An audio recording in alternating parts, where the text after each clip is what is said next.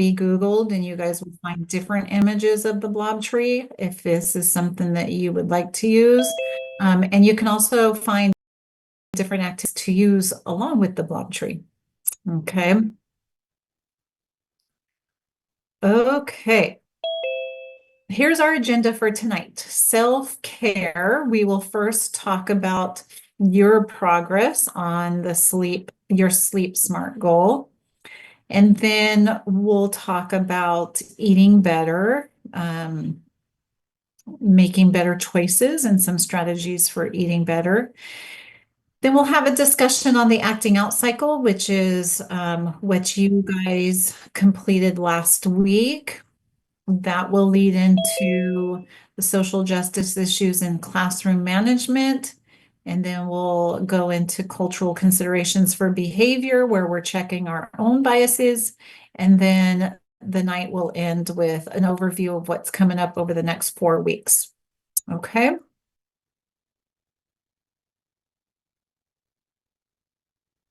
All right. Sorry, I'm just getting a couple of chat messages here.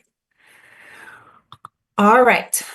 So let's start with sleep smart goal progress. Who is wanting to share out on their progress?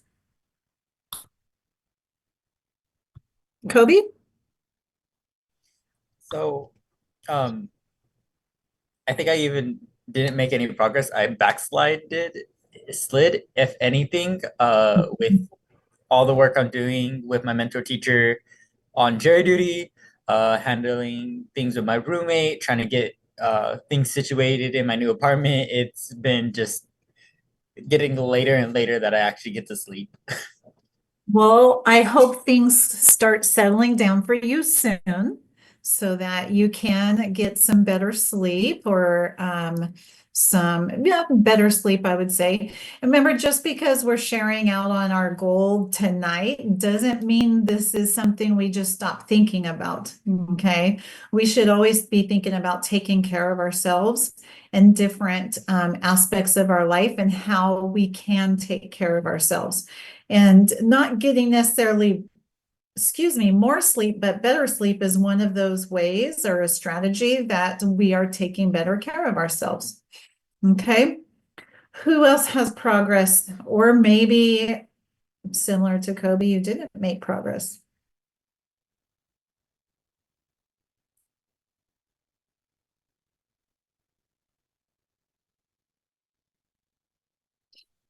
Nobody? Loose? I'll be honest, I did my best to make progress, but I think it just gets hard with like me always having to come up with like, oh, I forgot I should maybe do this instead. And like, just becoming more prepared with like the lesson plans and how I'm going to prep for the next day. So I haven't been doing better in like sleeping well, but I am working towards improving that goal. Okay, good. Thank you, Luce. Tyler? So I've also kind of like backslid in if anything, my goals got worse. Like my actual sleeping has gotten worse. Uh-uh. My mostly, ironic, I was like, I feel like I've mostly been keeping like ahead of schedule. I've been feeling with a lot of like the school and then teaching, all that kind of stuff. But family, like all my like I had to watch a whole bunch of my cousins because they were all their parents were sick. So doing that really took out time from being able to plan for everything else. It sounds like it. Wow. I know we're all super, super busy and some things come up unexpectedly and oh, life just gets busy. I know in between classes tonight, I went out and ate dinner with my husband and was talking to him about what's coming up over these next few weeks. And um, I've got a busy few weeks coming up and lots of late nights. And so better sleep is going to be important for me, not more sleep. That's for sure. Okay, anybody else? Okay, so again, remember, this is something that we should be working on getting, not necessarily more sleep, but better sleep for our own self-care. Okay, and then tonight we're going to add on a physical self-care. Oh, I forgot. In a perfect world, a teacher's Lunchable may look something similar to this. Although tonight we're going to talk about healthier choices. This has probably not so much healthier choices in it, but this could also, if we brought something like this to work, we would probably not have a job any longer either. Okay, so let's talk about eating better. Some of us might already have healthy eating habits. Some of us, it might be something that we're striving towards. But there are ways to just make simple little choices that are going to be better and healthier for us. Some of us, this might already pertain to, some of us it might, some of this might work well for, some of us it might not, okay? So the first bullet there, eating at regular intervals, not skipping snacks or lunch, okay? That's personally something that doesn't really work for me. I don't necessarily eat at regular intervals. And I don't necessarily eat snacks, and I don't eat breakfast at all. So I usually eat about mid-morning and it's just a protein bar that takes me into lunch. I eat lunch and then I eat dinner later on. But in the meals that I do eat, I make healthy and better choices for myself. So eating a good breakfast, again, that might be something that works for you or not. A big one is keeping healthy snacks in your classroom. Okay, it is easy to make that better, healthier choice for yourself. If we have snacks in our classrooms, in a drawer, in a cupboard, wherever it may be, that are healthier snacks, that's what we're going to grab for when we need something to eat. Okay, it's going to help us with our energy level. It's something that's not going to be full of sugar, so later on we're crashing and tired. Okay, but it's going to help us make better choices too if you've got something ready in your classroom where you can grab versus you walk into an office that's got a box of donuts. Sometimes those are hard to pass up. Find 1 to 2 unhealthy eating habits and switch to healthy alternatives. So example, instead of drinking soda, maybe making the choice of spa water or a sparkling water of some sort. Okay, maybe even soda that's zero sugar at first. And maybe just plain old water, although I have a hard time drinking plain old water unless it's summertime and hot. And then some of us need to watch our caffeine intake, especially at certain times in the afternoon, because that will interfere with our sleeping habits. And we definitely don't want that happening. Okay. So eating better doesn't mean necessarily that you're going to change all of the way that you're eating, all of your meals, but simply just making healthier choices. Okay. Also, just as a reminder, there is the Fresno State Student Cupboard that is available to all Fresno State students at no charge. So if you're needing to use that, that is always available for you as well. Okay, so take a moment. Okay, what are you going to try to do for yourself to make better eating choices? Okay, we also need to remember that a proper diet and a healthier diet can counterbalance the impact of stress that we have by strengthening the immune system. Okay, and it also stabilizes our mood and it can also help reduce blood pressure. So lots of reasons there to make better eating choices. And then right now, it's important to, especially right now, but more so than normal, making sure we're consuming foods that are high in vitamin C, because that's going to boost our immune system for us. And there's lots of different illnesses going around right now that we don't want. So we want a diet high in vitamin C to help that immune system right now. Okay, so eating better is going to help us. It's going to help us with our stress levels. It's going to help us physically, and it's going to help our immune system. How are we going to do this? Okay, come up with a goal. I'm going to give you guys just a minute to create a SMART goal for yourself on eating better. What are you going to do or try to do to make better eating, better, healthier choices for yourself when it comes to eating?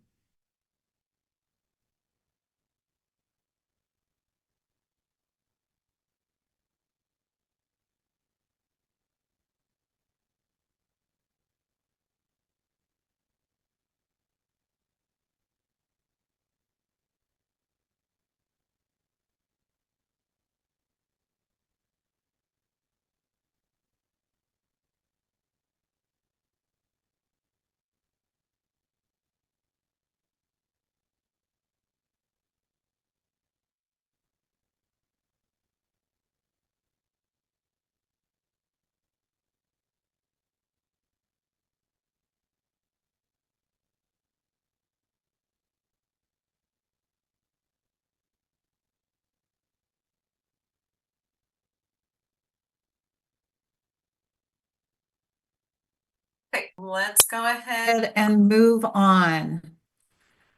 Disruptive behaviors just happen out of the blue. How much do you agree or disagree with this statement? Go ahead and put your response in the chat box. Disruptive behaviors just happen out of the blue.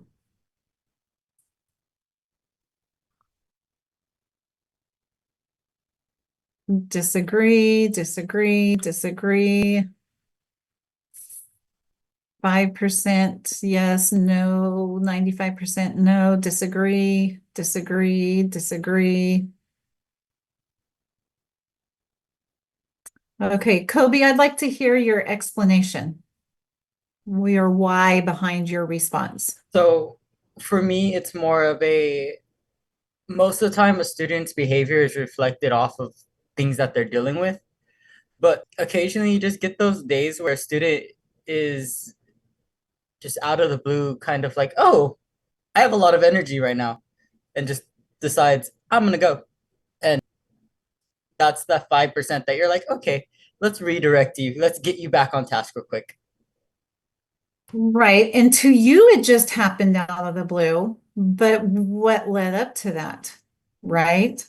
Okay. All behaviors do serve a function, even though we may or may not be aware of it. It may be something that the student is responding to that happened prior to entering our classroom, before they even got to class that morning. It could have been something that happened the night before. It could be something that they've been dealing with for a long time. Okay, so sometimes we're like, whoa, where did that behavior come from? But when you get down to it, you will find out if the student's willing to talk to you, which they're not always going to be willing to talk to you. You'll find out that there's something really truly going on and affecting them, and that's where that behavior is coming from. There's also times where students are going to go, I don't know, I don't know, I don't know. There's no explanation for it. And that's typically because either they don't want to share or they can't verbalize to you using words what is going on with them. Okay. They're feeling a certain way. They've been dealing with something that's making them feel a certain way, and they can't verbalize those emotions to you. So their response is going to be, I don't know, I don't know, I don't know. Okay, but there is going to be some underlying reason why behaviors occur. Okay, so let's take a look at there's 4 functions of behavior. The 2 here in the middle are the 2 that we typically see with our secondary students, the escape function and attention functions. So the escape function is students going to disrupt class, or they're going to be non-compliant because they want something removed that's undesired to them. Okay, it might be because what they're being asked to do is boring to them. It could be because it's too easy, it's too difficult, it seems scary to them. So instead, they're going to be disruptive, non-compliant, because they're going to try to get that activity removed from them, where they don't have to engage in it at all. Okay. The other big function of secondary students is that attention factor. Whether it's negative or positive attention, they just want attention. So that might be, they're going to be disruptive, they're going to be non-compliant because they're getting some type of attention, whether it be from you or the students around them. They don't care. They're getting that interaction that they are desired to get. Okay. There's also the sensory and tangible functions. Those are going to be more for our younger students. Sensory is really a function that we see in our students that have autism, whether they're younger or older. Those sensory functions are when students are wanting a preferred sensory experience. It's a behavior that feels good for them to do. And autistic kids especially will do it anytime, especially when they're alone. So then in those cases, we wouldn't see it. But also when they're extremely anxious. And when you have autism, you tend to become anxious quite a bit. And then tangibles, it provides preferred items or activity. So those behaviors will come out when they're wanting a preferred item or activity. Okay, so there's going to be some type of function of the behavior. It's something that we may or may not be aware of. We may or may not find out because the student may or may not want to share it with us. Okay, think about a recent disruptive or non-compliant behavior. This might be a behavior that you've experienced yourself. It might be a behavior that you have observed, maybe another teacher experienced, maybe it was your mentor teacher. What stages of the acting out cycle can you recognize from that experience? So you might want to have your template open that you completed last week to remind you of those stages of the acting out cycle. Okay, what stages do you recognize, and how could you have changed your response or your interactions to prevent or reduce the intensity of the behavior? If it was a behavior that you observed, how could maybe that other person have changed their response to the intensity to reduce the intensity of the behavior? Okay, I'm gonna actually start with a behavior that I dealt with yesterday. So we have a long-term sub on our campus right now with our junior high kids. And I have a student on my caseload who's in one of the class periods, and he keeps getting sent out. And this particular student is on a 504 plan. And he's also he's on a 504 plan for ADHD, and he's not medicated. So this teacher, the student has ADHD. He doesn't necessarily mean to be disruptive all the time. He's very, very impulsive. And this new sub that just came in keeps sending this student out, sending him out, sending him out. He keeps sending him over to the office, to the Student Responsibility Center to receive consequences.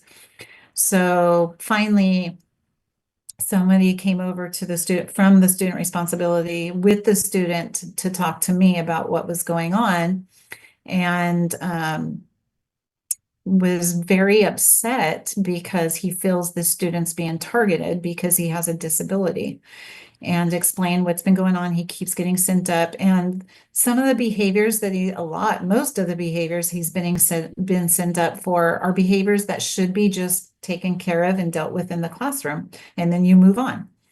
And so I spoke to the student, talked to the student, and at this point, the student was completely shut down. He's been sent out of the class. He's just done. He's shut down. He feels defeated. And so like, what is going on? And he goes, well, today I yawned and the student behind me made a noise. I got blamed for it. I got sent out. So I'm like, okay. And he goes, if I'm not sent to the Student Responsibility Center, then I'm sent to the classroom down the hall. It's a 7th grade science class. And I look, what are you doing there? Nothing. I just sit there. So this student is missing out on a lot of learning because he keeps getting sent out for these little behaviors that he literally cannot control because it's a disability of his. And now he's just feeling defeated and he's pretty much given up. So when he got to me, he was very agitated.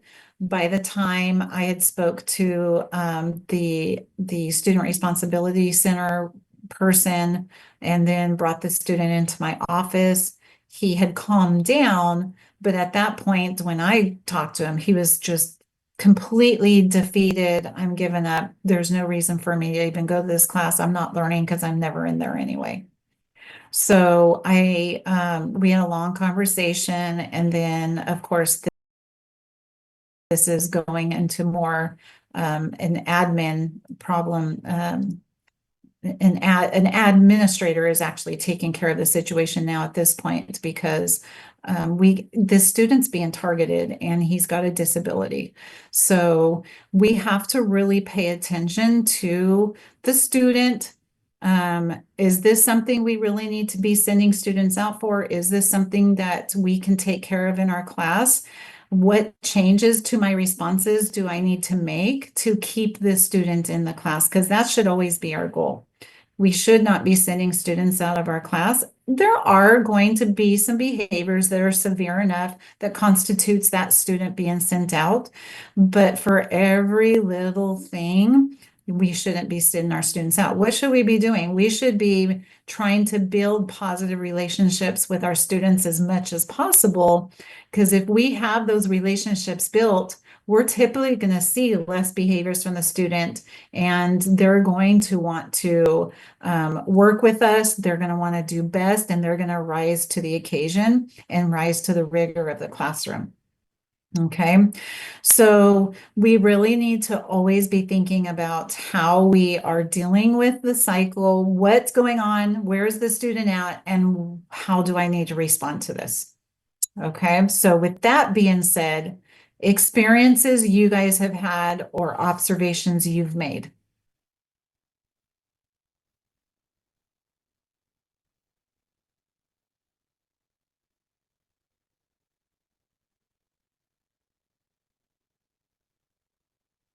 Hi, I can share. I couldn't find the raise your hand thing. Oh, go ahead, Grace. Okay, and sorry, I'm in my bathroom. There might be an echo. One of the first thing that comes to mind for me where I'm at is sort of like, and these have been like ongoing issues of sort of the way my mentor runs the class. But like a lot of the students, I think they're bored. They finish their work and there isn't direction on what to do next. And so like, right, like that's the trigger. And so they find something to do, right? Which is then often like goofing off and things like that. So I think like I've been trying to like subtly find things for them to do without like overstepping my bounds or like, you know, making it noticeable. Like I don't want to be you know, step on the toes of my mentor teacher because we have a good relationship, but I think it's just a lot of stuff that I see, or like she, you know, the cell phone is obviously a big trigger and it's an art class. So her policy is, well, we don't have laptops for them to look up references. So we're going to sort of be more flexible with cell phone policy. But I feel like that's just really giving the green light to like kids. Like, you know, I see it all the time. Like, they're like, yeah, I'm looking up a picture, but they're also texting and doing other stuff, right? So, but like, I can't tell her, hey, you should really change your cell phone policy, you know? So I think that's what I see a lot every day about this. So yeah, and then I'm just trying to like subtly, what can I do to sort of remedy this that isn't overstepping my bounds? Yeah, but keeping in mind in the future, like, okay, I'm gonna make sure that students always have something to do when they're done, and that they know what's expected of them. So it's been helpful in that way of just preparing for the future. Okay, good. Very good. Yeah, so we should always have other assignments or some activity of some sort for students to work on as they complete whatever it is you're having them do for that exact same reason. Okay, if they're bored or they don't have anything to do or all of the above, that's oftentimes when you're going to get those disruptive behaviors. Okay. All right. Thank you, Grace. Anybody else?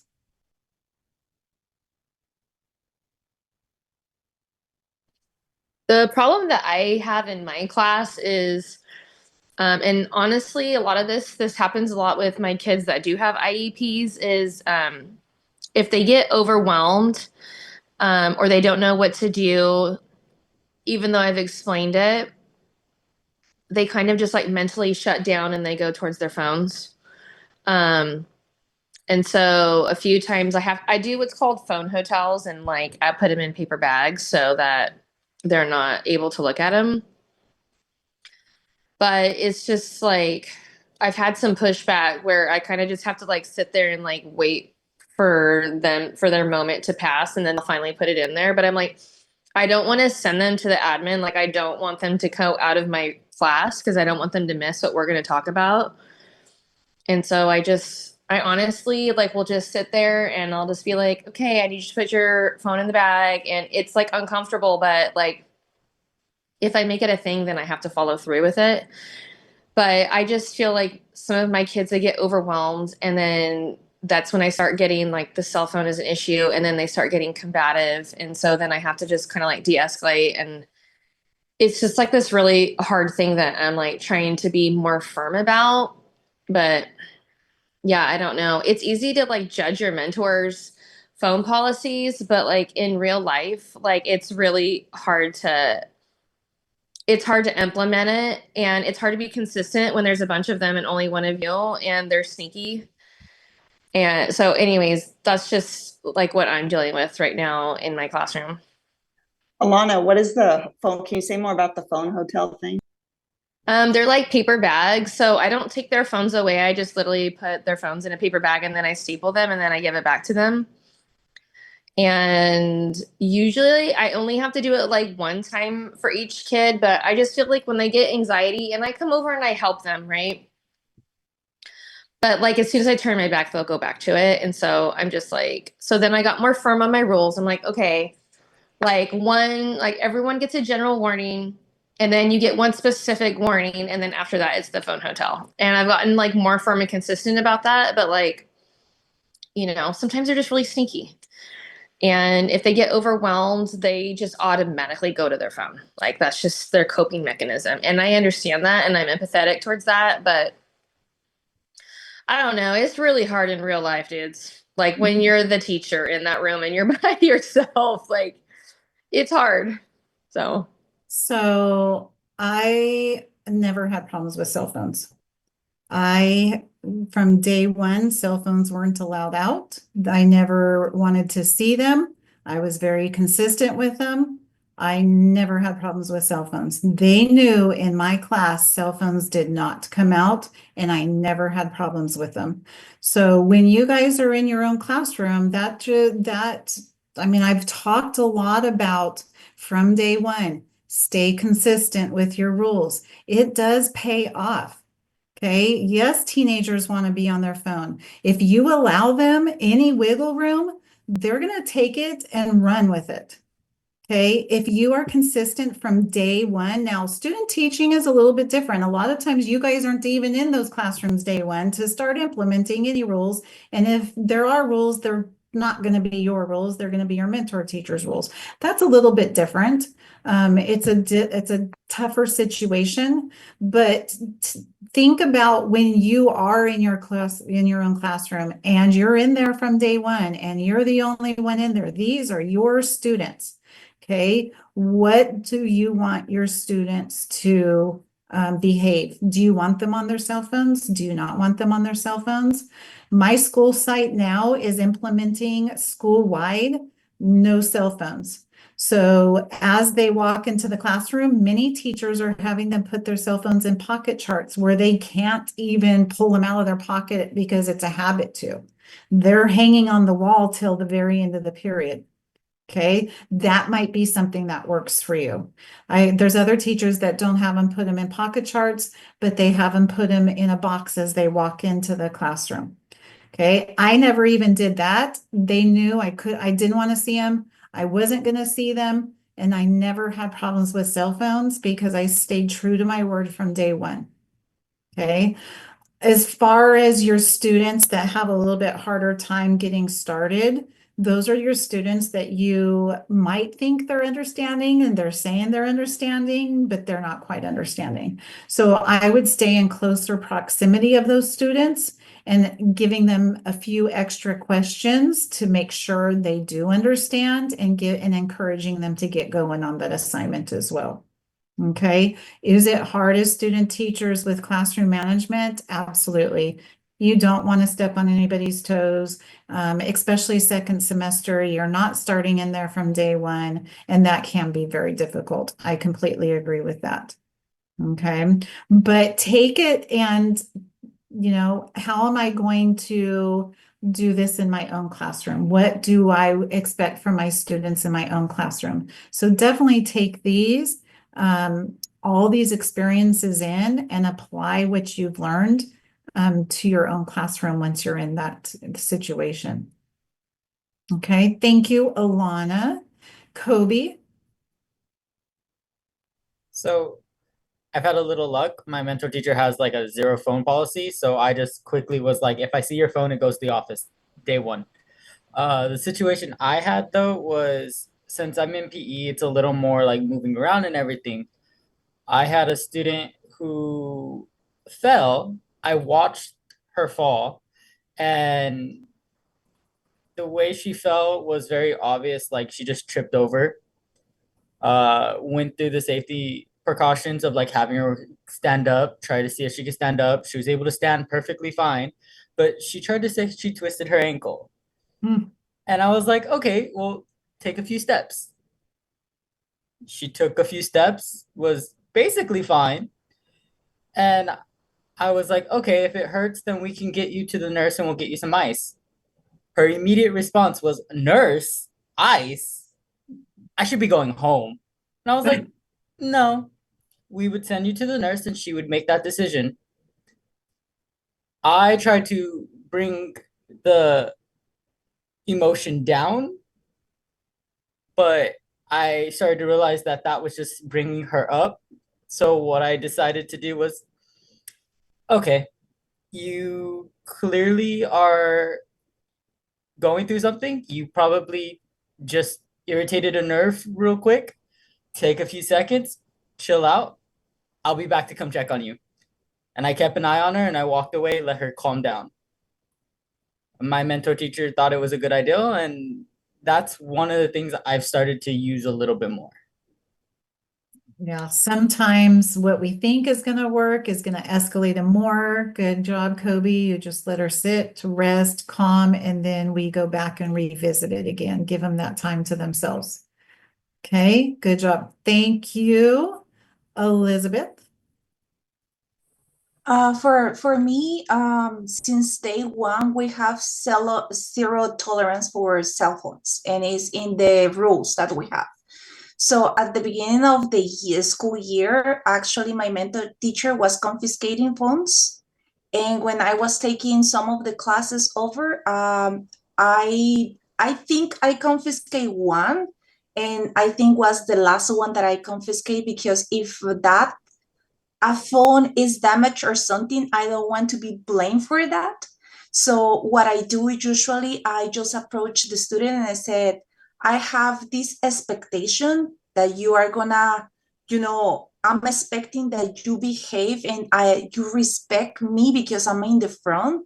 But I just approach the student and I try to explain what I'm expecting from them so they know what they're gonna be expecting from me. So when I see a student that is taking his phone, I just look at him and just make like a sign, like a, hey, I'm watching you.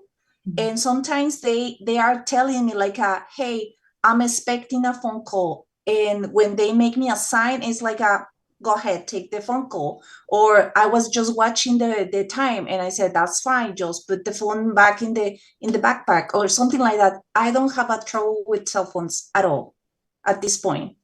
Because actually the students right now, they're asking me like, can you please allow me to charge the phone? And I said, that's fine. Just put it face down. That's it.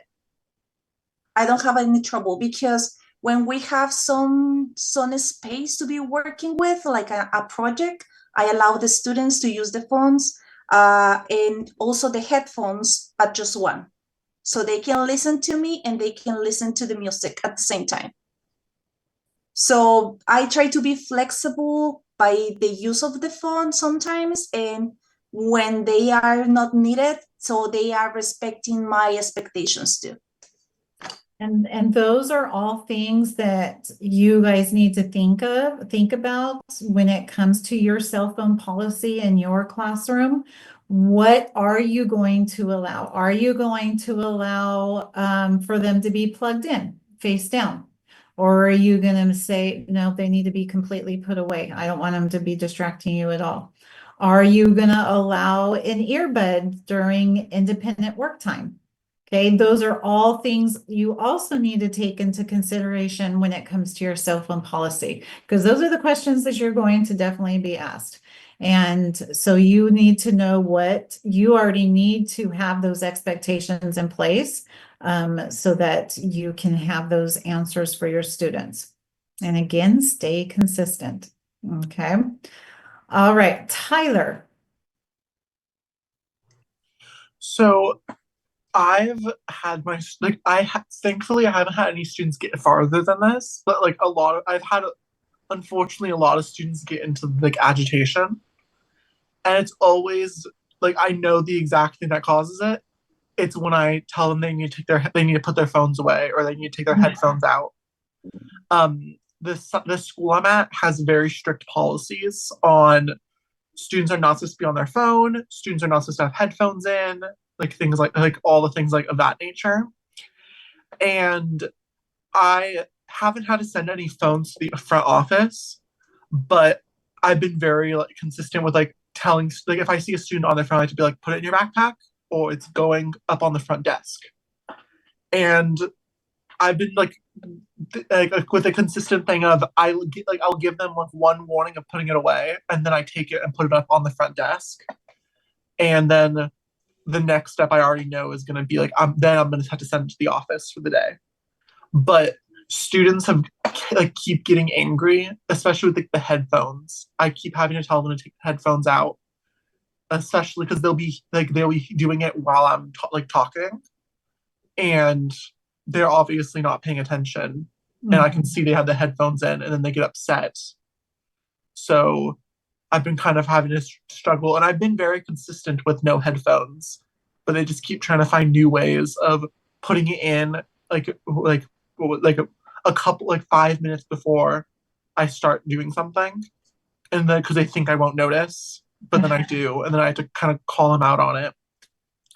And I've even had students, I had one student in particular like try arguing with me about it. And I was gonna actually ask about this in this because I thought about this class when I had this problem.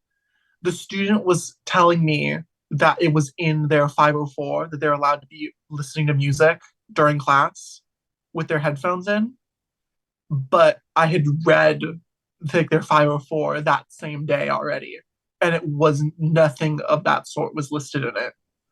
So they got upset when I told them it wasn't in their plan. Yeah, I would say, let's review your plan. And I want to make sure that I'm doing what I'm supposed to do. So let's review your plan real quick together. And then they can see it's not in there. We have students do that all the time. It's in my 504 plan. Okay, well, let's take a review of your 504 plan. And some students, it is written in there. The student that I was talking about a few minutes ago, his is actually he has it written in there. And it's typically and when it's written in there, a lot of times it's specific as to when they can listen to them during independent work time. Because of course, you don't want the student missing out on the learning that's taking place in the classroom. So it'll say, you know, allow so-and-so to put earbuds in and listen to music during independent work time. So there's nothing wrong with saying, hey, let's review it together. I want to make sure I'm doing right. And then you know it's not in there, but then they're reviewing it with you and you're showing them too, it's not in there. They try to get away and try to manipulate everything. That's teenagers. I've had like that one student. This happened last week, and ever since then, it's been they were able, like, I'm happy they were able to get it updated, so they do have it in their plan now. But at the time, it wasn't in their plan, but they have been kind of consistent of every time they put it in, they make it a point to be like, Mr. Boyd, I'm allowed to have this in. It's in my 504 now. Yeah, just ignore them. Yeah, that's kind of just been my like, okay, Yeah, like, let's get okay, get yeah. to work. I have a question. He'll stop. He'll stop. Mm-mm. Okay, thank you, Tyler. Anybody else? Yeah, I got a question about that actually.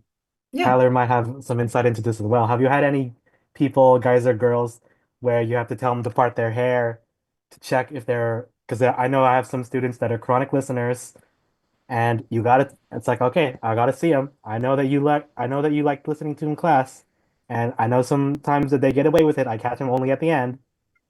It's like, so okay, so if you're gonna do this, then I'm gonna check every day. Part your hair. Like, I don't know if that's offensive or something, or I don't know if you're not supposed to do that. My teacher says it's okay. Like, I don't part your see hair. Do you why. have your headphones on?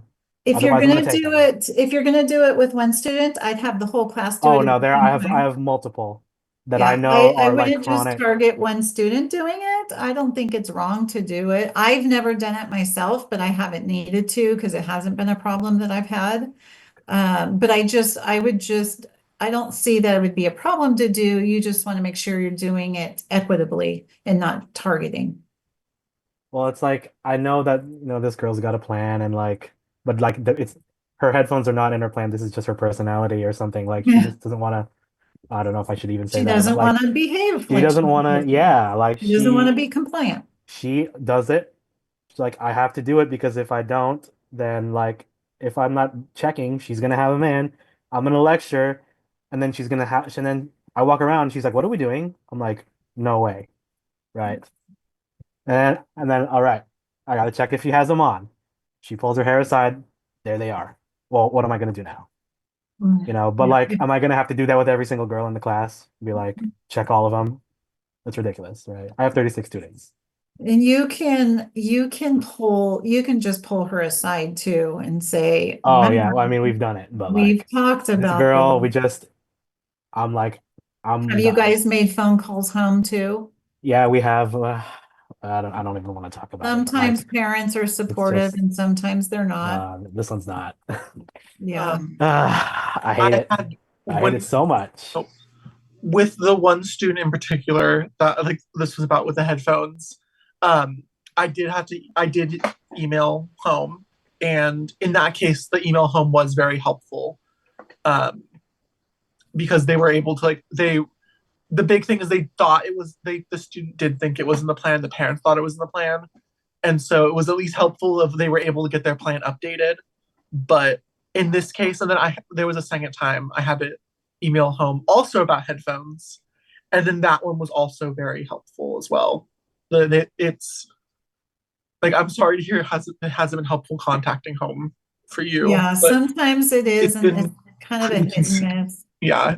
And Lawrence, you guys might even talk to her and say, look, I know that you want to use your AirPods. I know that it helps you, but these are the appropriate times you can use it. So if you keep them out and you're listening, and then once you get working on your assignment, you can put them in, but you need to ask first. So you guys might want to try to kind of like make a deal with her and see if that helps too, if you Oh yeah, haven't. no, we've tried that. We've done all these different things. Like if she's not gonna work unless I'm standing next to her watching her do it. It's like that bad. And we've called Yeah. home, we've done this 504 meetings, and it's just I don't know. It's just like we're Yeah, trying. sometimes we have those more difficult ones that we have to pour a little bit more energy and love into. Yeah, so like we try to be like, okay, in 5 minutes, I need you to have this done, things like that. Like I'm trying to do that. But like, she chronically lies about, okay, we're gonna trust you to bring this home. Are you gonna bring this back? Yeah, okay, I'll do it. Next day, doesn't happen. Okay. Do you see now why we can't trust you to like do this? Because this is like the third time that we've said that we've allowed you to bring this home, all right? Like 3 strikes. This is the third assignment we've allowed you to bring home. Or like even before that, okay, this is the third time we've told you now that you need to make up your test and that you need to come in at lunch. This is the third time you haven't come and things like that. It's like he's been doing this since last semester. I don't even know what to do at this point. Like we've Yeah, tried. and all we can do is try, right? Yeah, just keep We trying. don't want to you give know. up on kids. We want them to know we care. All we can do is try. We cannot make them do anything. Okay. So as long as you guys are trying, then you're doing the best you can do. If you're contacting parents and not getting support there, you can still say, I've made parent contact. I'm not getting any support. Don't stop that parent contact though. Even though you're not getting support, continue with it and making sure it's documented as well. Documentation is everything. Always document any contact you have like that. Okay. Cody, I think, Grace, go ahead.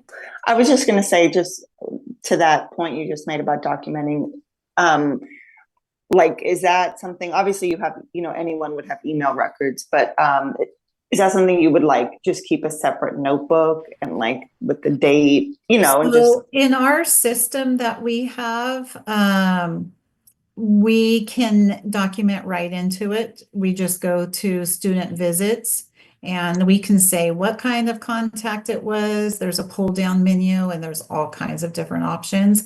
And then we can share it or not share it. And then there's a box that we can write in or type in. And so if we share it, then anybody who has administrative access can see what it was that we documented. If we don't share it, they can see we had some type of contact, but they can't read what we actually typed in the box. So if it's a confidential, if it's something that's confidential, we don't share it, but we can still go in there. If somebody was asking us about it, we can go in there and read exactly what it is that we wrote if we need to go back and be reminded. Hey, somebody comes, hey, you had contact with so-and-so on such and such date. Can you fill me in about that? We can go in there and read it anytime if we're the ones that typed it. And this is on what program? Sorry. This is Clovis Unified's program, Q. But I would think that most school districts' systems and programs have some type of way to document in. If you don't, then yes, I would definitely keep a separate record. Okay. Okay, Kobe, I think you were gonna say something. Oh, I actually was gonna speak on Lawrence's thing. So in high school, I was on a 504 plan. I have dyslexia, and one of the things that would help me when I worked was music. So a lot of my teachers didn't know that music was actually on my 504 plan until I told them, well, you didn't show up to my 504 meeting. And then all of a sudden, a few of them started to show up and actually understand what was happening. So you said you go to the 504 meetings, but that's why I put my hand down. I was like, oh, okay, here he goes. Yeah, Yeah, and I go. Yeah. even if you don't go to the meeting, you should still have a copy of the plan. So all teachers should have a copy whether you go to the meeting or not. So even if you weren't there and it was written in the plan, you should have a copy of it and you should be able to see that it was in the plan also. Okay, and I think it was Tyler brought it up They thought it was in the plan and it wasn't, so they had it added to the plan, and that sometimes will happen as well. Okay, you can have anything added to it as long as it's in reason to the plan at any time, not just at the annual meeting that occurs. Okay, all right, let's go ahead and move on. So building equity and social justice through culturally sustaining classroom management. Let's first take a look at the articles that you guys read prior to class tonight. Article A, how teachers help students who've survived trauma. And then Article B, racial disproportionality in school discipline. I am going to put you in 4 different breakout rooms. And you and your group will be assigned one of these articles. Okay. You and your group will discuss the article that you're assigned. And then one group member, when we come back, will share out one main point that you and your group discussed from that article. Okay. Are there any questions on what you're going to be doing? So as you enter your breakout room, please pay attention to the room that you're entering. If you enter room 1 or 3, you and your group will be discussing Article A, how teachers help students who've survived trauma. If you enter group 2 or 4, you and your group will discuss Article B, racial disproportionality in school discipline. Okay, I'm going to give you guys 10 minutes in your groups to discuss your article. And then when we come back, one group member will share out one main point you and your group discuss. So please make sure you have chosen one group member to share out with the rest of us. Okay, any questions? All right. Like, sorry, it's hard for me to like touch screen my phone. Is there anything in particular you kind of want us to discuss? Like, do you want to discuss like how we would use this, or just what stood out to us? Whatever you would like to discuss from the article. Maybe it was something that really stood out to you. Maybe it was something that made you rethink how you do something in your class, as far as discipline goes, or the way that you interact with your students. It can be wherever that discussion leads you to. Okay. Any other questions? Okay.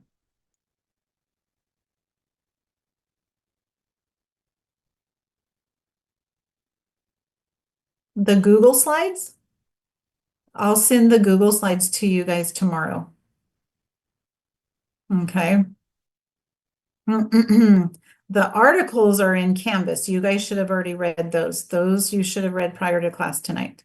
But the slides I'll send to you guys tomorrow. Okay. Okay. So I'm going to open up these rooms. You guys will have 10 minutes to discuss your article that you were assigned. Again, rooms 1 and 3, Article A.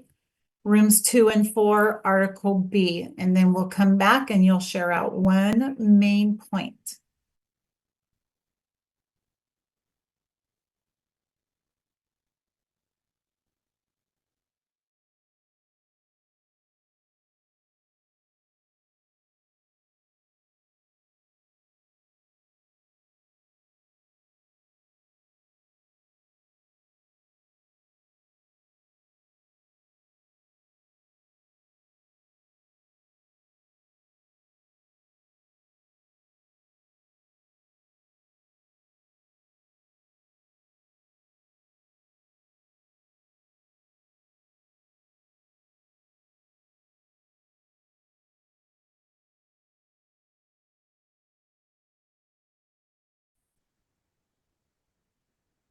I ain't been paying attention.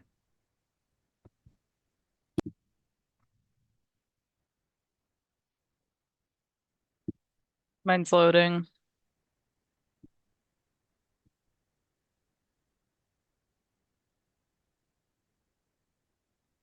I think it's the how teachers help students survive trauma or something like that. Yeah, that's the one that we have.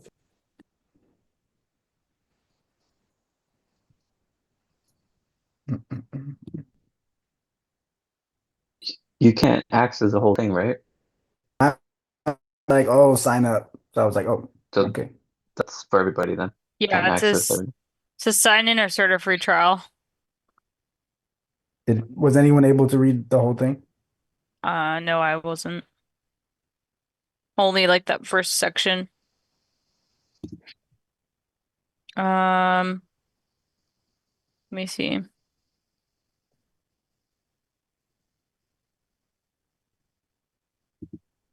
Yeah, no. It's not letting me access the whole thing.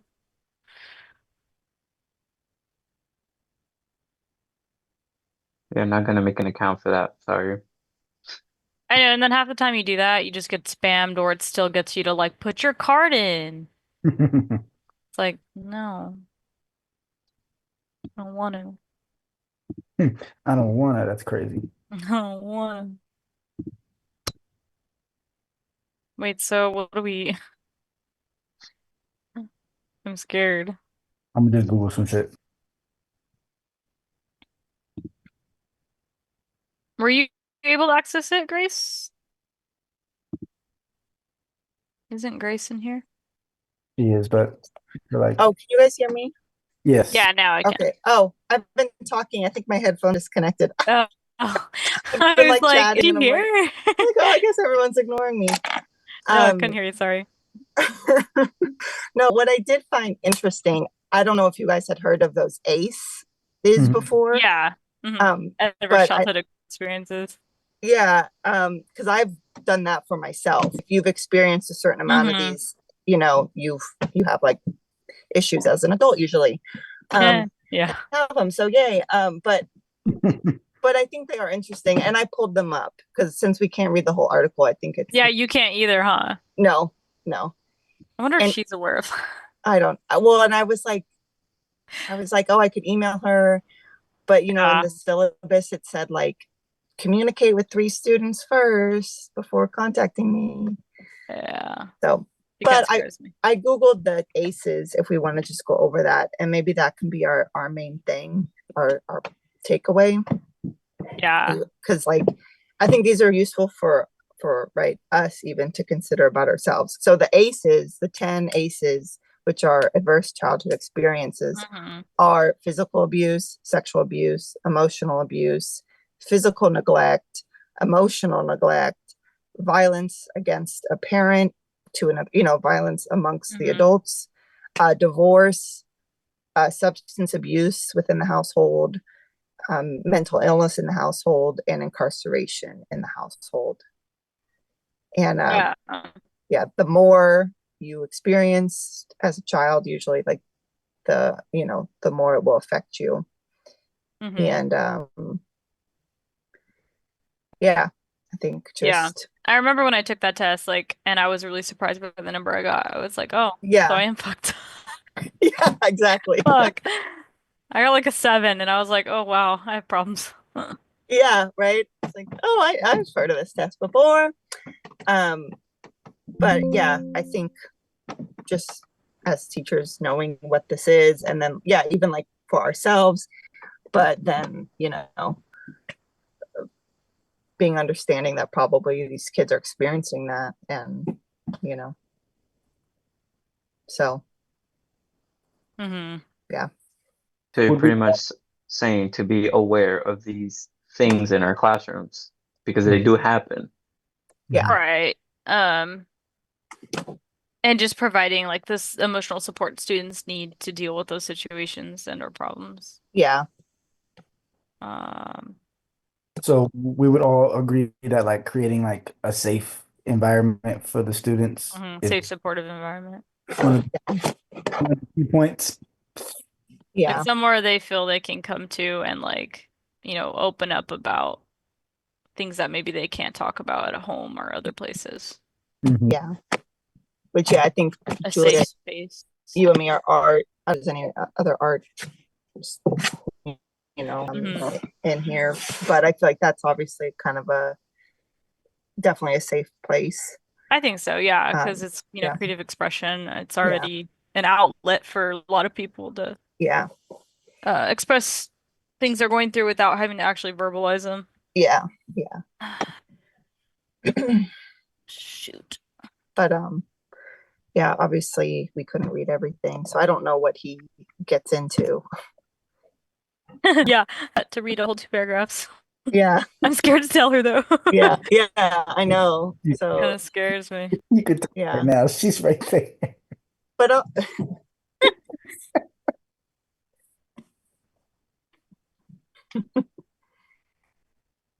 but but even this like makes me think about like there's been students in my class that I know have experienced like traumatic things, and I can see that I can reach them, and I have seen that in their art and their they're exploring that. Even like one student, like he told me, he's like, yeah, I'm not going to bring this home, like I'm not going to have my dad see it, whatever. But then there's another student I'm thinking about who transferred from another school. She was expelled. I found out she's a foster student, or she's a foster kid, and she's very like, we've just had a lot of issues with her. So like I'm trying to be sympathetic. I'm trying to like kill her with kindness, kind of a thing. But and like I got no problem. You can give me attitude and it just rolls off me, whatever. But like it is like I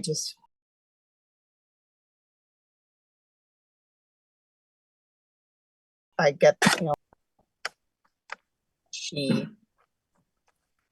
I can tell she manipulates things. She tells me what I want to hear, and then she does her own thing. But I'm trying to just keep trying. And today she painted some really nice clouds, and I told her you should be really proud of yourself. I'm like, yay! Wow. But it is hard because I feel like there's going to be students that how can one person reach them? But I guess the thing is, right. I like to add that we're mandated reporters. Oh, So yeah. we actually see Oh, yeah. that something's going on where we gotta report it. Yeah, I know. So, well, besides the score thing, we are reporters. Yeah. Oh, yeah.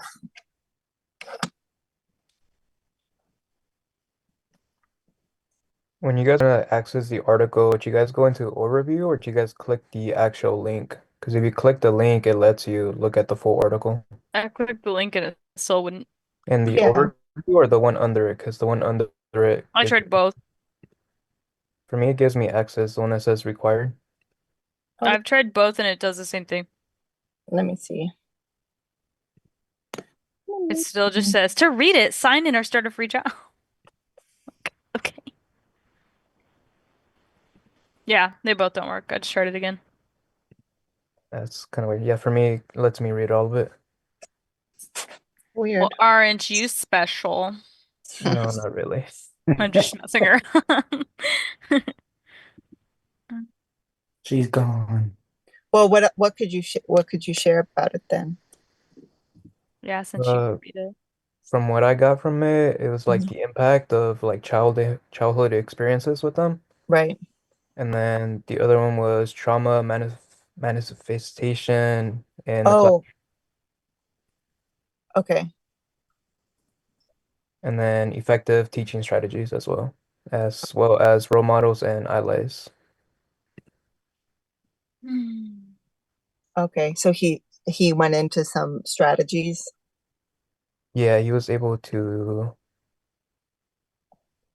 he talks about listening to them without judgment, creating opportunities for small success, maintaining clear routines, and offering downtime for emotional and mental rest. Wait, do you want to? Sorry to pick on you, but do you want to share that? Because I think that would be cool for everybody to hear. Just those little useful tools. Yeah, I'll go ahead and share that. Okay, thank you.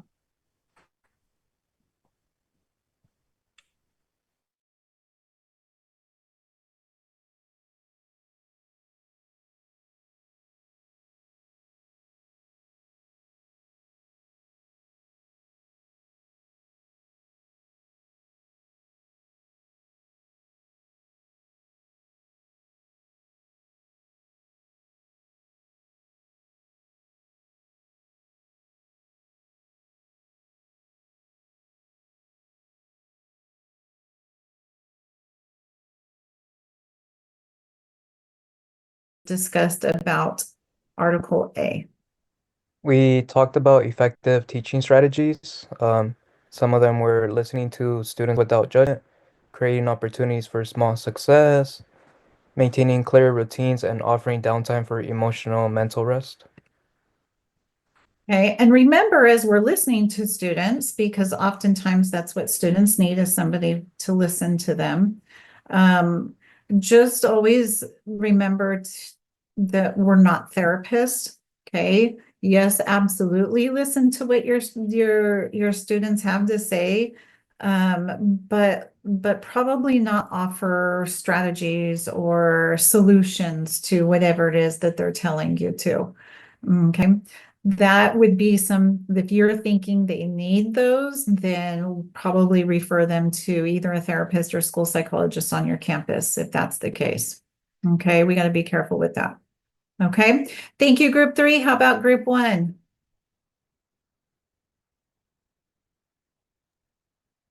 Yeah, we mostly talked about like having a compassion first approach, where like you understand students are going through things.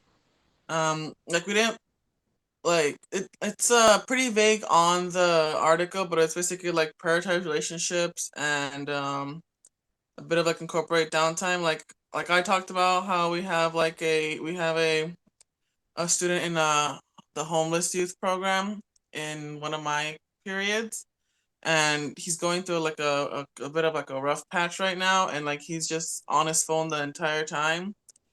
And at one point when we tried to tell him like, okay, right now, like just for right now, you need to put it down so we can like give instruction, and he wouldn't. He got a little bit of back talk like no, I'm not gonna do it, and we were like, well, you really need to, or like we're going to like take it away or send you out. And he was like, well, then send me out.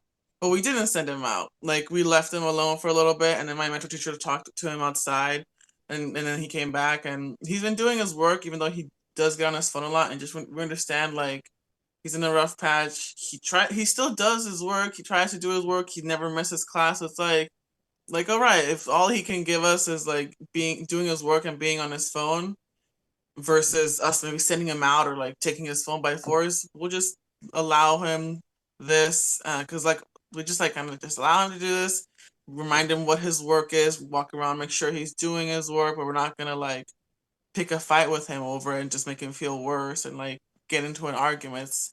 Like my class especially is all like compassion first.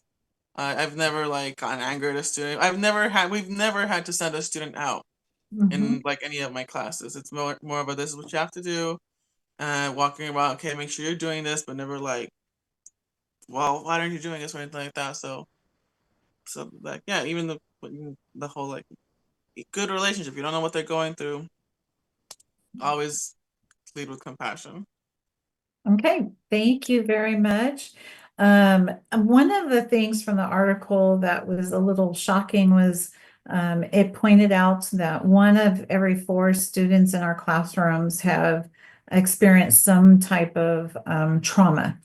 That's 25% of the students in our classroom. That's a big chunk of students from our classroom.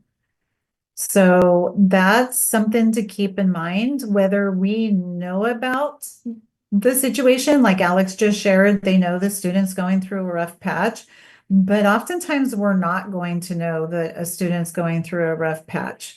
So there's so many things we always need to be thinking about. We need to be culturally responsive. We need to be making sure we're thinking about the students in our room that have disabilities, whether we know about them or not. We need to be thinking about the students that have experienced trauma in our classroom, whether we know about it or not. Okay, there's a lot going on in our classrooms and a lot for us to have to be dealing with too. Okay, all right. Let's go to Article B, and we'll start with room number 2.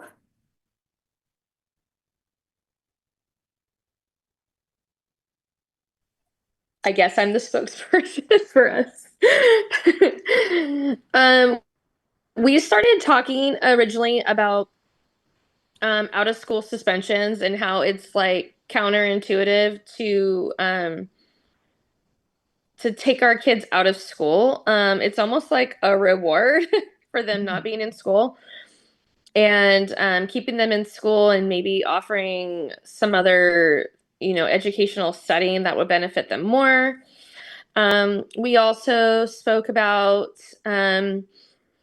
my school specifically. I'm at Washington Union, and most of our security officers and people in that area of our school are primarily Black, and so I've seen them make really great connections, and I see them being very intentional with a lot of the Black students. So when I'm walking by, okay, so I teach art, but I'm in the science building. So if I want to go see my art friends, I have to walk across the campus. And so when I'm doing that, I get to see what's happening around. And I always see the security staff hanging out with a lot of the kids, and they're just you can tell they have a really good rapport.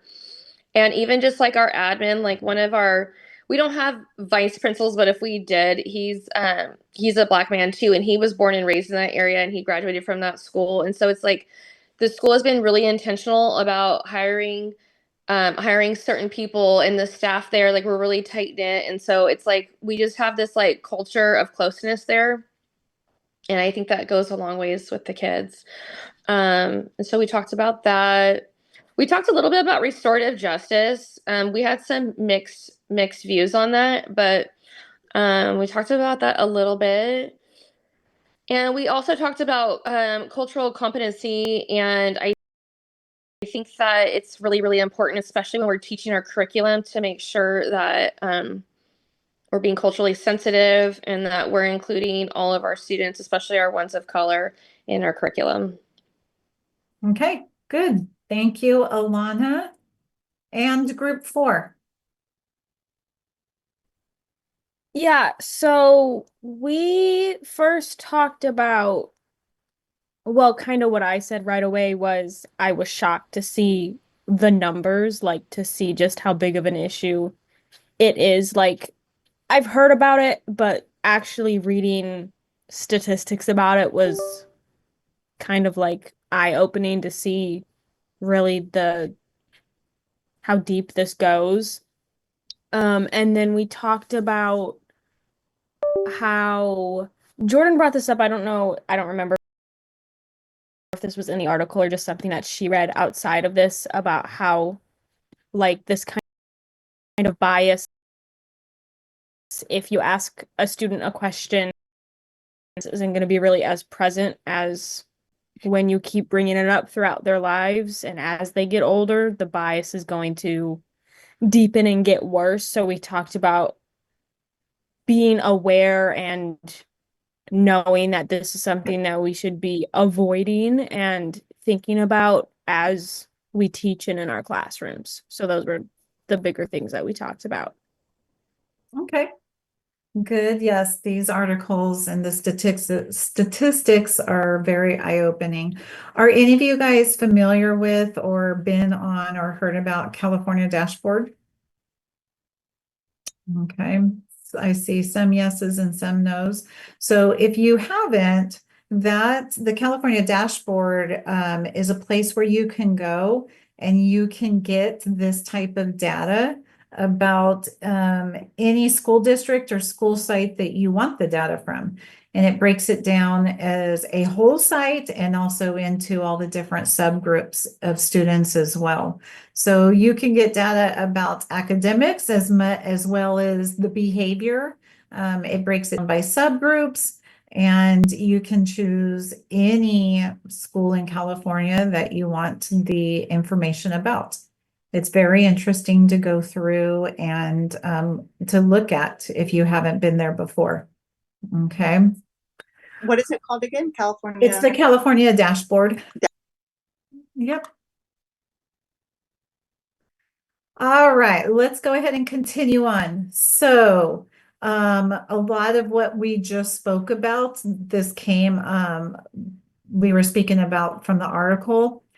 Disproportionate is just simply proportions that are too large or too small when compared to something else. And research is showing that specific groups of students are referred to the office, suspended, and expelled in disproportionately higher rates. These specific groups are boys, students of color, African American, Latino, Latina, and Native American, as well as students with disabilities. Okay, these specific groups are being referred, suspended, and expelled at disproportionately higher rates. This is interesting also, and the article touched on this a little bit too. Racial inequities in school discipline, Black students. So if we look, this is preschool enrollment. Okay. Black students, especially boys, are disproportionately more likely than their white peers to face multiple suspensions from preschool. So this is showing for every one Black male enrolled in preschool, there's approximately 2.5 white males enrolled. But when you look at the suspension rate, for every 3 Black males being suspended in preschool, there's about 1.5 white males being suspended. Very disproportional. Okay, this disproportionate, these rates are the result of adult behaviors. So as these are followed, research is showing that these adult behaviors, they arise from implicit racial biases, which impact teacher expectations. Remember, if you're not familiar with implicit racial bias or implicit biases, these are actions based on prejudice and stereotypes without intending to do so. Okay. This is an unconscious act or thought. So we don't even think about it, and we do it, we act upon it. Preschool suspensions contribute to the loss of vital school time that contributes to the achievement gap and can begin students on a negative school trajectory. And young students who are expelled or suspended are as much as 10 times more likely to drop out of high school, experience academic failure and grade retention, hold negative school attitudes, and face incarceration than those who are not. Okay, so again, yep, preschoolers can be suspended. Okay, I know it's a little shocker in itself, but they can be suspended too. So it is very heartbreaking that they are experiencing that at such a young age, and you can see here what it does to them too.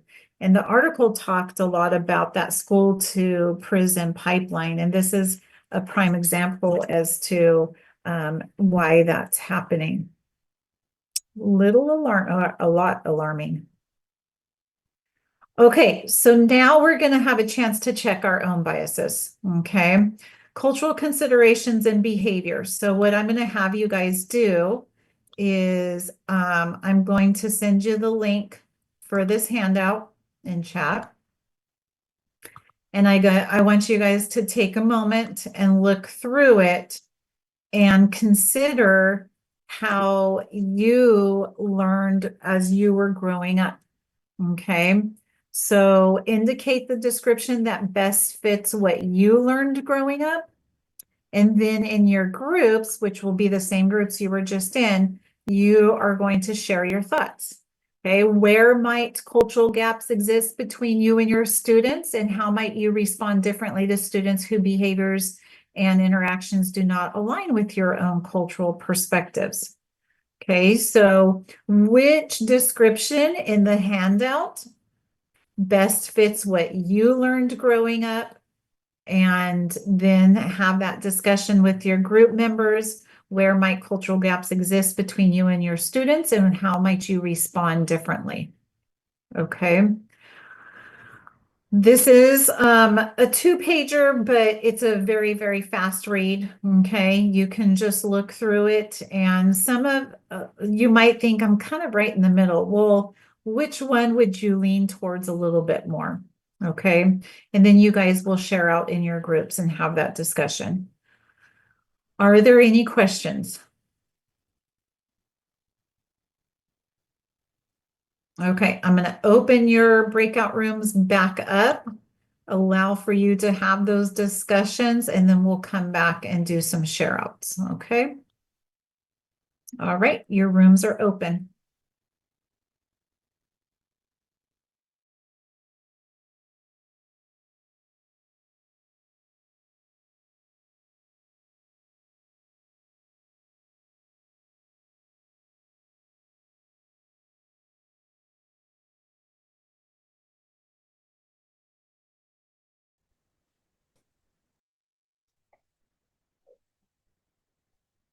Is everybody here?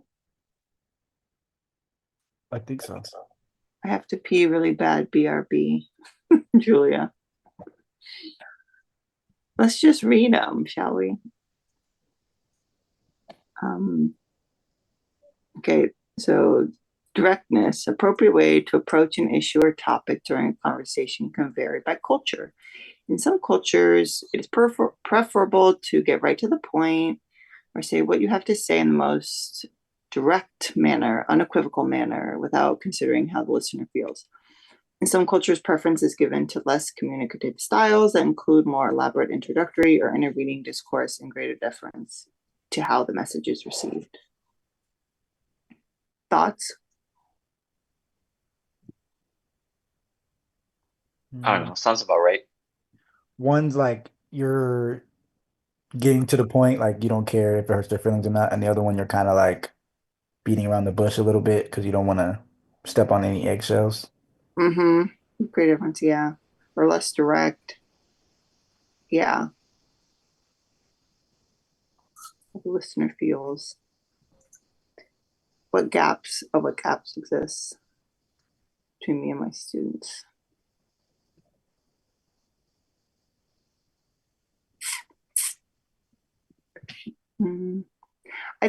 I guess I'll say I think I see at my school, I'm in Central Unified, and it's a really diverse school. There's not a lot of white kids. So there's like a lot of Sikh kids. There's a lot of, just everything, but, and then just white kids are the minority. So I think that's, and I'm not from Fresno. So I think there's just like every day I feel like I'm just like picking up new stuff and, but I think just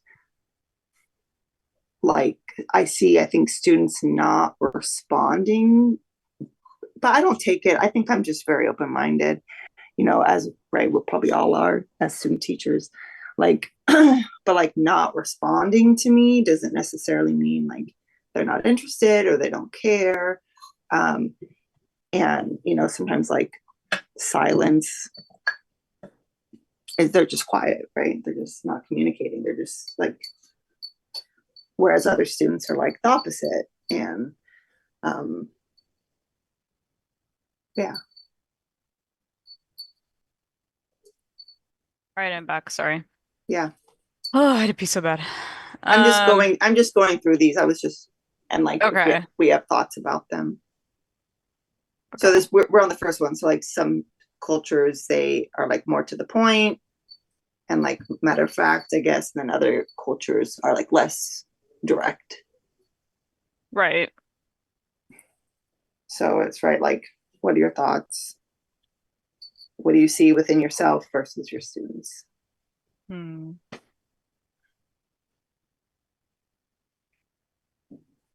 I guess let's move to the next one. Okay, providing directions. Providing directions in the form of a question implies an expectation of choice or an option to decline, versus providing direction in the form of a question implies an expectation to comply.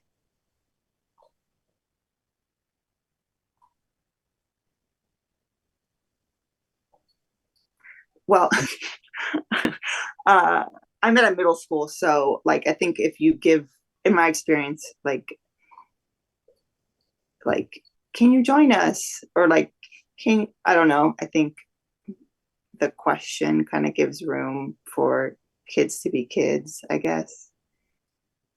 And sorry, I don't know, I think they understand that if you get like, or maybe they're learning, like if my teachers, but I don't know, I guess a lot of that, even I have to check myself right now. I think I experienced more that when I was first at the school. This is my second semester at the same school, and I didn't have that relationship. And as I've grown with the relationship with my students, then when I do ask them, like, hey, you're done with this, do you want to sharpen pencils? Then they do comply more, just because they know me more. Hmm.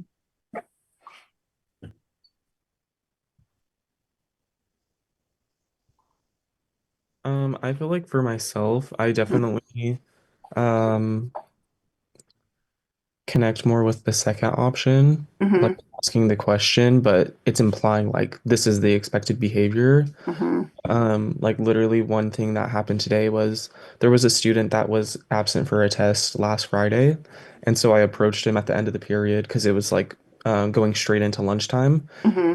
I like he knows that he has to make up this test. So I go up to him and I ask like, "Oh, can you stay in for lunch to take the test today?" Mm-hmm. And he kind of started to give like the answer like, no, I don't think I'm able to today. And I was like, okay, well, actually, you needed to take this test yesterday. So if you don't take it today, like you get a zero. Like Yeah. it's been about a week now. So Yeah. you Yeah. gotta, so there's definitely that disconnect where like I understood that as a student, I feel like maybe it was Mm-hmm. something that more my teachers did with me personally, but Mm-hmm. now I feel there's that aspect where they start taking more ownership, especially Mm-hmm. now that they are like entering old, like it's not elementary school anymore. So Mm-hmm. they're getting more freedom. So Yeah. Yeah, like that wiggle room. And I think that even today, I like, I'm not a very confrontational person. And I think I'm, I have to be in a lot of ways. And I think that is kind of, yeah, like, no, I'm not, I can't, I'm not asking you, like I'm telling you. And like finding, I guess, that voice isn't always easy.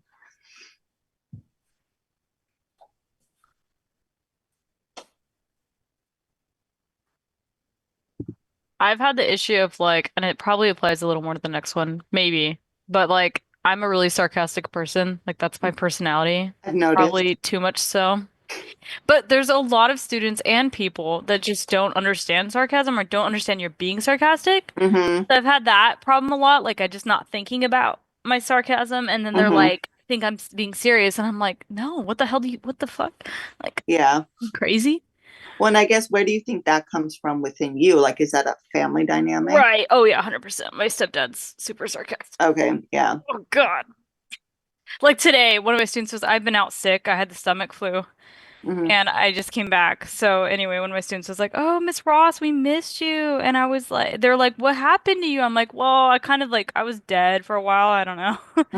And they were like looking at me like, what the hell are you talking about?" And I was like, Why "I'm would you say? joking. Like I'm not dead. I'm here. The hell?" Yeah. But they're just like they just don't get it. They're like, "What the hell are you talking about? Yeah. Yeah. You're crazy." I'm like, "Well, that's true." Yeah. Well, and I think, I guess, like, which brings to mind, like, if we should do it to student, or like, Right, right. well, or not, but like, but then should we accept them doing back to us? And like Right. my mentor teacher, she told me the other day, she's like, I just cannot stand being called bro. Like, I just do not tolerate it. I'm not your bro. Do not call me bro. I'm like, oh, I like, Funny. she's like, that's just a pet peeve I have. And I'm like, I don't Yeah, know. Like, I don't know. I know they're not me. Like, they're probably comfortable. So they're using bro Right. because they're just being casual. And I want to let them have that ability too, you know? Right. Like it's probably not in a like disrespectful manner. Yeah. Yeah. So something to consider, I guess. Yeah. Okay. I guess the emotionality is kind of interesting. So Hmm. level of emotionality. Some cultures demonstrate dramatic emotions through speaking up, tone of voice, gestures, facial expressions, whereas some cultures place more emphasis on emotional restraint, depending more on the speaker's words to convey the intended meaning. Yeah. Well, I could speak to this, right? Today, it was my first, I thought I was gonna have to like break up a fight today for the first time. But I guess they did. I don't know. I guess they did fight, but I didn't see it. And then I heard about it later. But I see a lot of students, like, right, I'm like trying to be sensitive to students speaking loud and to like, they're like, you know, a lot of the times, like, I can see they're joking, but they are being aggressive. It's middle school. They're like the boys, you know, and this and that. So like, I don't want to just be like, oh my gosh, you know. But I think what I was seeing was an instance where I should have stepped in and I just like didn't know. So I just like erred on the side of caution. But I guess it did escalate, and one kid like put another kid in a headlock and whatever. So yeah, so I think the dramatic emotions is maybe something I'm not used to seeing. So it's like figuring out, like, being aware of how other kids or the kids vary, but then like what is that threshold of when I need to step in?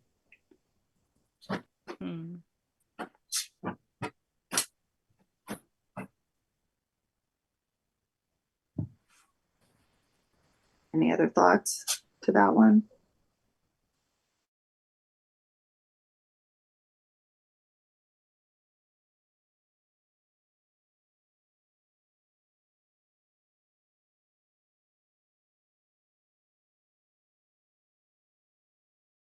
What were we talking about in our groups in regards to checking our biases?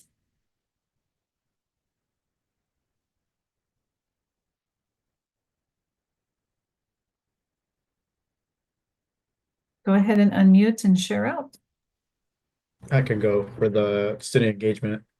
Okay, go ahead. So for student engagement, one of the things that I mentioned was it kind of goes hand in hand in terms of my experience and in terms of currently now, like students who are silent and remain quiet are respectfully engaged in the activity. Let's say you're trying to give a lecture or trying to give an example of something, you want them to stay quiet. But also if you want to have feedback from them, so asking them questions, wanting them to get engaged with the activity, then you obviously want them to actively participate. So it kind of goes in the middle, hand in hand, both ways.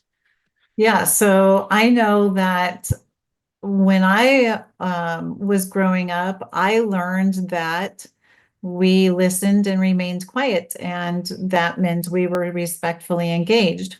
Where now, yeah, we expect that during our lecture, but we want our kids to be actively participating and engaged.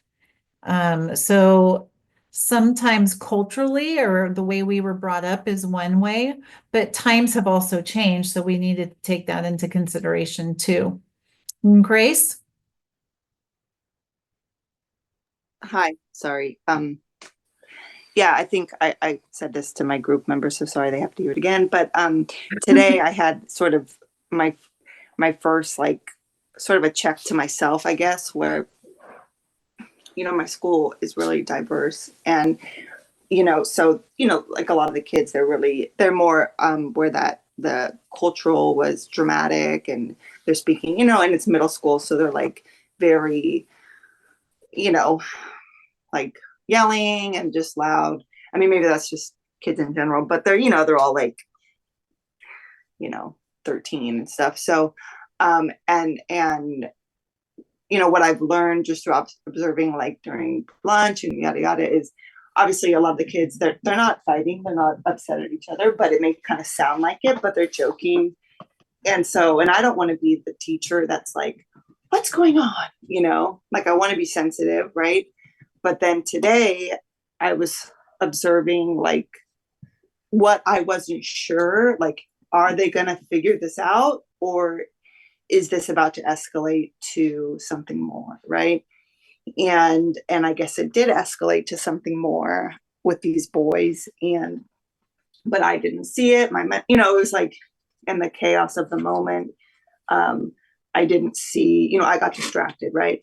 But later on, come to find out, blah, blah, blah. Like I really was just happened to be the only person, the only adult, and I should have said something. So it was just like, I guess, just learning the nuances of what's joking aggression and what's like real aggression.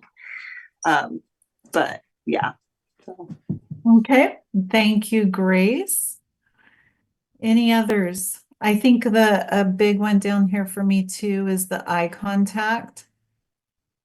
In some cultures, students show respect for authority figures by making eye contact. It conveys listening.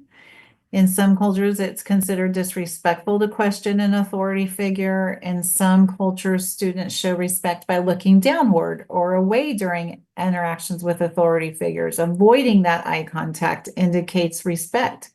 And in some cultures, value questioning authority as an indicator of critical thinking. Okay, so as I learned growing up, I would check the box. In some cultures, students show respect for authority figures by making eye contact. Eye contact conveys listening.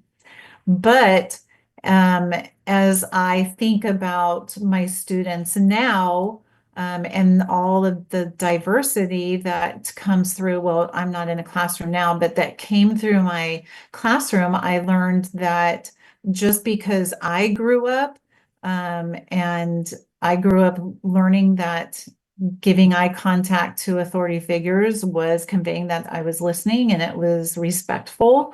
That's not the way anymore. I had to learn to take into consideration the different cultures coming through my classroom every day. Not only not only can take into consideration the cultures, but also the disabilities as well, because there are some disabilities that students come into our classrooms with. Autism is a big one, that are not going to give you that eye contact at all. They're going to avoid eye contact. And if we demand the eye contact from them, it's going to really, really escalate them. Okay. So it took me, it was a little bit of getting used to for me because I grew up with giving eye contact and that's what was expected, to I now need to look at the different cultures coming into my classroom, as well as the different disabilities I have coming into my classroom and what is seen in their culture, because I need to respect that as well. Okay, any others?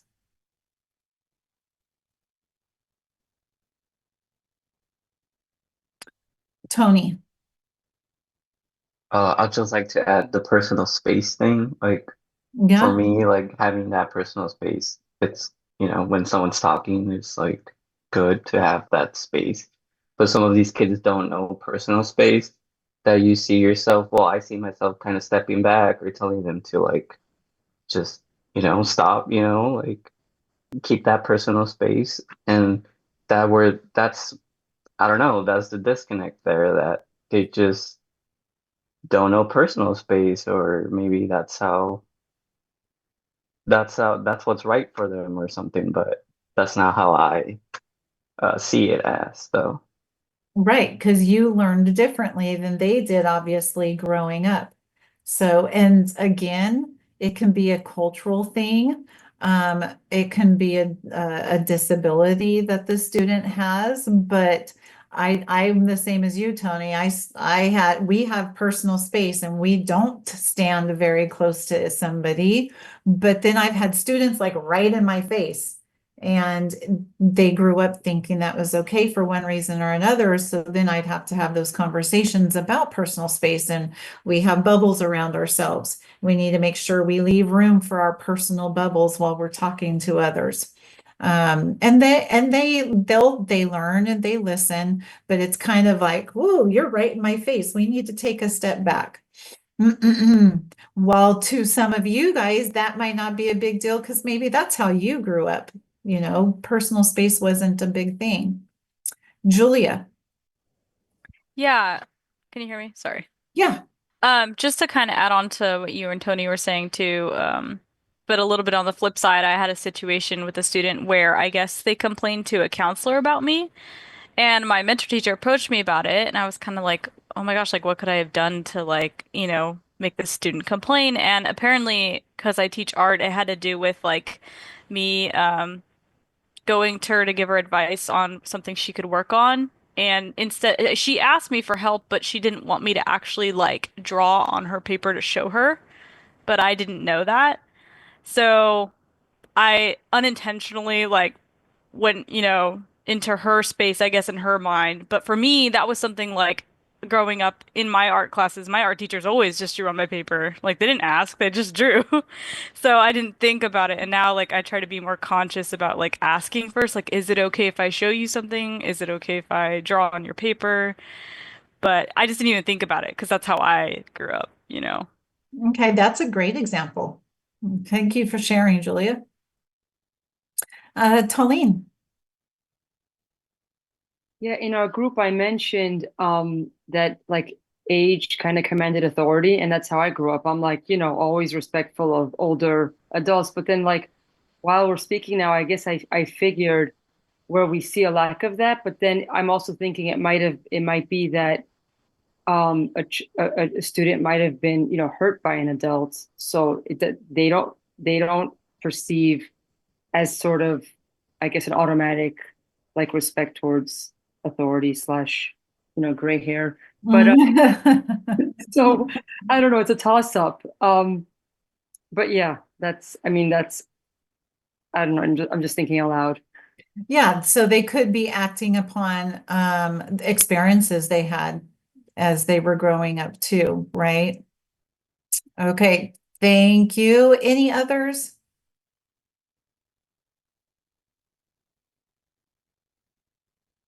Okay. So we check our biases, but we need to also ask, why does it matter? Okay, why does culture matter? So this quote came from Geneva Gay in a book that she wrote. Much of the current high levels of racial disproportionality in school discipline is a reflection of teachers not understanding and incorporating the cultural values, orientations, and experiences of African, Latino, Asian, and Native Americans into curriculum and instruction. And I was actually in one of your rooms at one point, and I think it was Alana talking about how, because she teaches art, so she's able to think about how can I incorporate these cultures into my curriculum, because art's one of those subjects that maybe it's a little bit easier to incorporate different cultures, and so that students can see that she's thinking about them and she cares about them. She's incorporating them into her curriculum instruction also, as well, which is awesome. And sometimes it's hard to do that. I can definitely see in art how that would make it a little bit easier to do so. But what does this exactly look like in schools? Punishing students differently for calling out or talking loudly, assuming a student is disrespectful because they avoid eye contact. We were just talking about that. Assuming you deserve respect as a person of authority when respect is earned. Sending students of color to the office for minor infractions, such as dress code violations, profanity, and tardiness, while correcting or ignoring this behavior for white students. Okay, so again, having those rules and expectations in place and being consistent with them is going to help make sure that we are equitable in our own classrooms. Okay, so how can we, or how do we build culturally responsive classrooms? These are 5 practices that we can think about as we are working on building a culturally responsive classroom. Okay, these 5 practices are recognizing our biases, learning, collaborating, being organized, and building a community within our classroom. So we just talked about number 1. We checked our biases. We used the handout, and we took in cultural considerations of behavior. You guys discussed them in your groups. We also need to think about, how did we learn growing up, as that handout had us do? Because these experiences shape our expectations of what behavior and discipline look like. Okay, and then also answer the question, how is discipline shaped in schools? Okay. Is it based on middle class white perspectives? Is it more punitive in order to establish control? And what do we need to be looking at and base our classroom management on? Practices 2 and 3, learn and collaborate. Okay, we've talked quite a bit about this as well. Learn about your students, their life and community outside of school. Okay, let your students know that you're interested in about them and what they do outside of school. And however, as we're doing this, we don't want to put students in uncomfortable situations either. Okay, so leave it open in your class discussions for them to share about themselves. But of course, we never want to demand a student share about themselves because some students, well, you guys know, not all of our students have the best home life. And some of them don't want to talk about it at all. Okay, so we should never force any student to join in on those conversations. Make sure that they're comfortable in doing so. With your students and family, discuss behavioral expectations. What should your classroom look like and sound like? So at any given time, if somebody were to walk in your classroom, have that discussion with your students. If somebody walked in at any given moment, what should they see? What should they hear as they're walking into our classroom? Okay. You can, of course, your behavioral expectations, we should be talking about those from day number 1. These also go home typically written in our syllabus, but we can have these discussions with our families as well. And a good time to have those discussions would be like back to school night. You're not going to get all your families at those, but you will have some. And that's a great time to talk about those as well. And then talk about the differences in what respect or sharing, discussions, disagreements. What do your students see, or how did they grow up? What are their experiences as to what these look like in their house? Okay. And then you need to let them know what your expectations are of what this looks like in your classroom.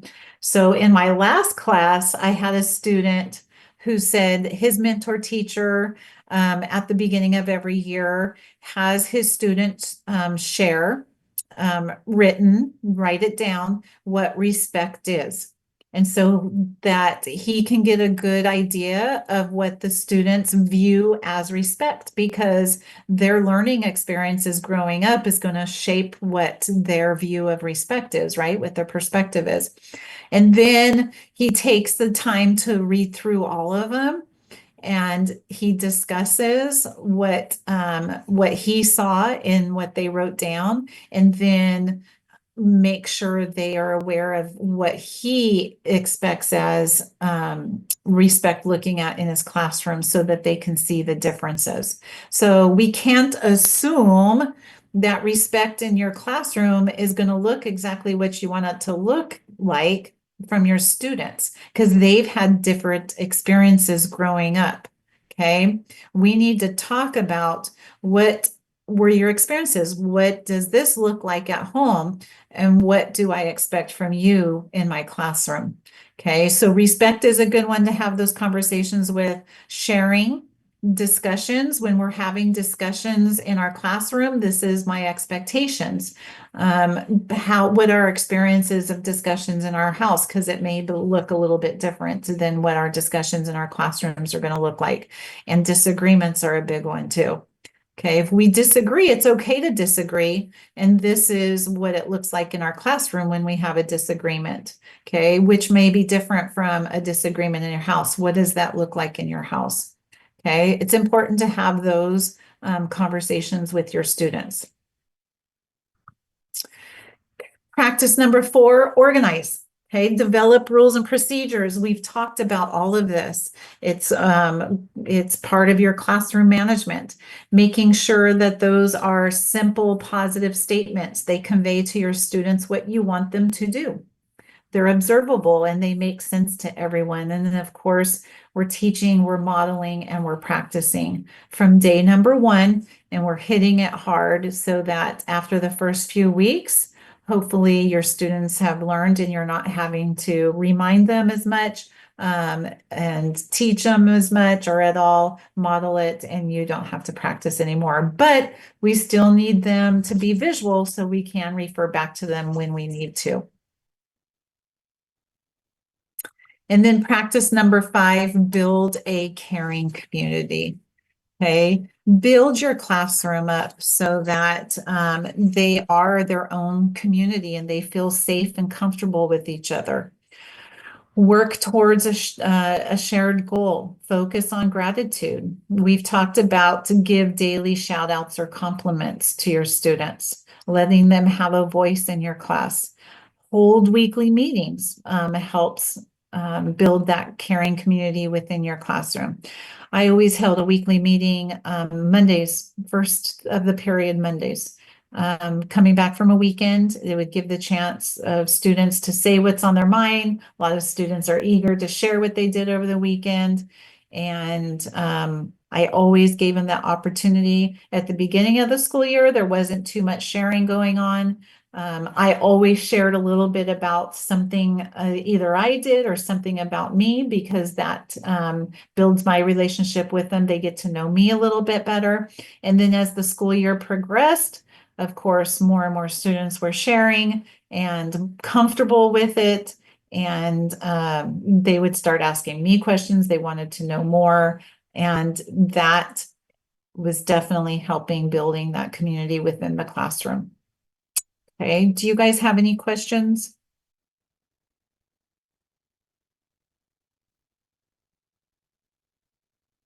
Or comments?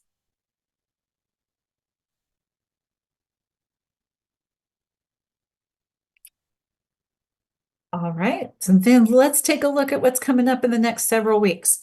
Okay, so next week is an asynchronous week. You guys will read the articles that are provided and write a reflection. The following week, March 6th, it's week 7. We are on Zoom again. There is a reading check that you guys are to complete prior to class starting on week 7. Okay, so make sure you complete that reading check and you submit it prior to 7 p.m. on March 6th. And of course, I'll send out a reminder as well. Okay, and then weeks 8 and 9, which are March 13th and 20th, those are back-to-back asynchronous nights. So you will be reading the articles and or watching videos that are provided, and then you'll write a reflection on those nights. All right. Do you guys have any questions on what is coming up? I will be sending out reminders, so you'll have that. I would definitely look forward to, or maybe make myself a note that that reading check is due before class starts on the 6th. Okay, if you don't have any questions, have a wonderful night. I will see you guys in a couple of weeks. Email me if something comes up and you do have a question. Thank you. Good night. Thank you.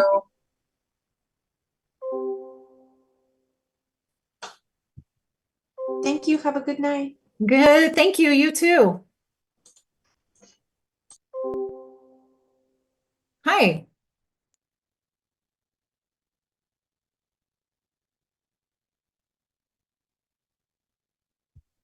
Uh-huh.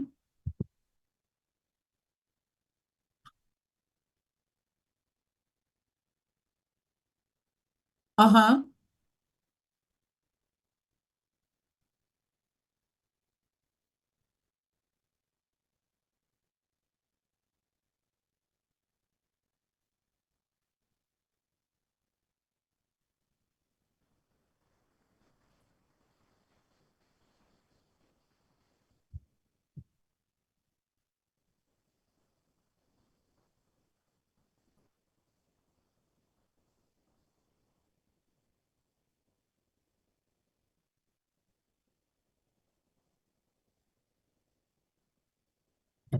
Hold on a Hold on, I'm trying to pull it up real quick. Hold on just a second.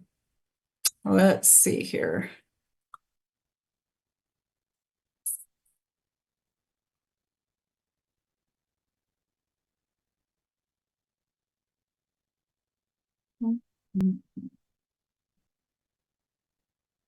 Okay, Jack, there you are.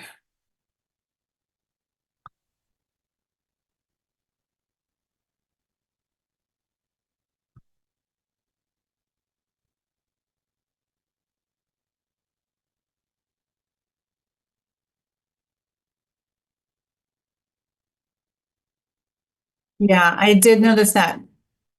So when could you resubmit this? I mean, technically you have until 11:59 tonight where you could resubmit it.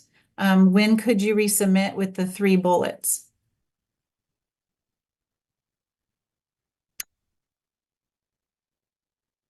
Okay, that would be great.